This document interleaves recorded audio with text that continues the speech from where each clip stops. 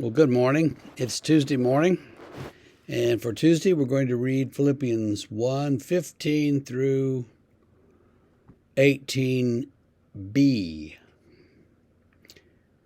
Some, indeed, preach Christ from envy and rivalry, but others from goodwill. The latter do it out of love, knowing that I am put here for the defense of the gospel.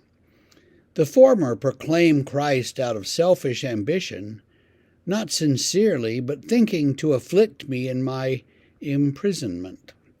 What then? Only that in every way, whether in pretense or in truth, Christ is proclaimed, and in that I rejoice. So Paul here talks about his rivals. Some of them are his enemies, but the other preachers that are going around. And he knows that some of them have seen this Christianity as, hey, that's a pretty good gig. I'll get in on that. Let me preach that. Others are saying, well, yeah, it's true. Let's preach that, but let's beat Paul because, we don't like Paul.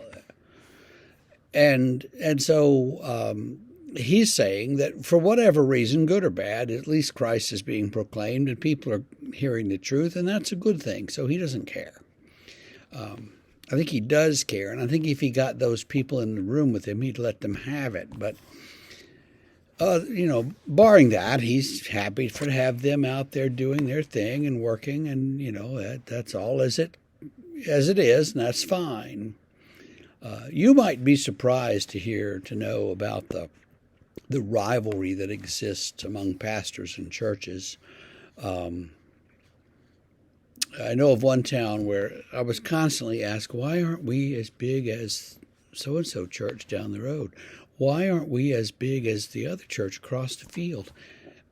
Well, at one time we were much bigger than those churches, and, things go up and down, and the dynamics of that are hard to explain and very difficult to explain in a few words.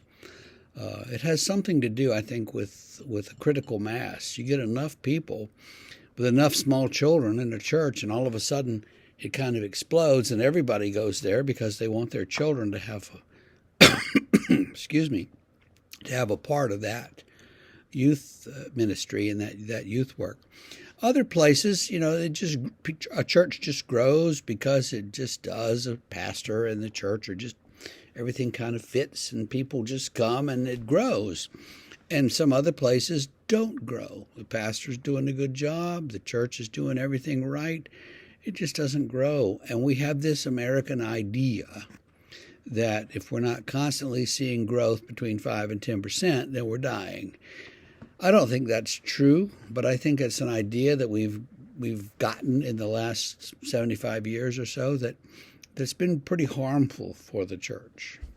And I think there was a time back in the 60s maybe when there was that kind of growth. And so now we look back and say, well, what's wrong with us? What are we doing wrong? What has happened? Well, nothing has happened. Society has changed.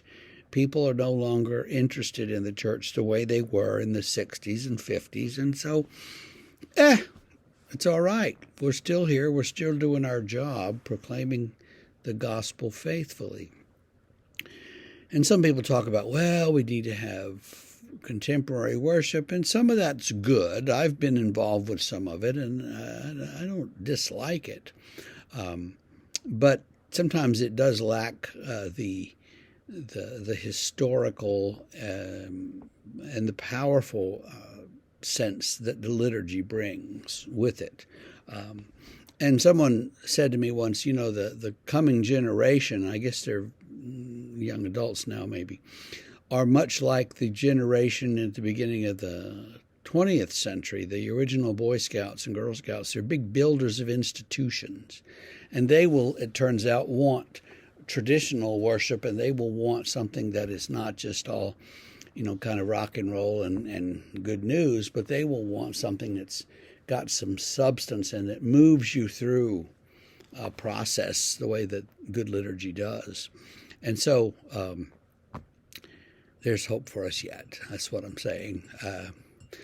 But don't give up, and don't give up on the church, even if you don't like the pastor, or you don't like the way things are going, or you don't like people don't like all kinds of things. But whatever it is that you don't like, go to church anyway, because that will pass, and you'll be fine.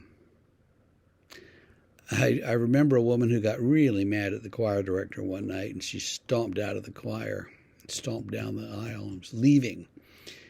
And she got about halfway down the aisle, and she realized, wait a minute, this is my congregation. This is my church. I've been here for 27 years. She's been here for 6 months. And she turned around and marched back to her seat. And the woman said, oh, you're back. And she said, this is my church. You aren't going to drive me away. And point of fact, in about 2 or 3 more months after that event, the choir director was let go for very different reasons. But, so you never know. Stick with your church no matter what, good or bad, because, in the end, it's where you need to be. Okay, that's all for today. We'll continue with Philippians tomorrow. I want you to have a wonderful day, and I want you to vote. All right? See you then.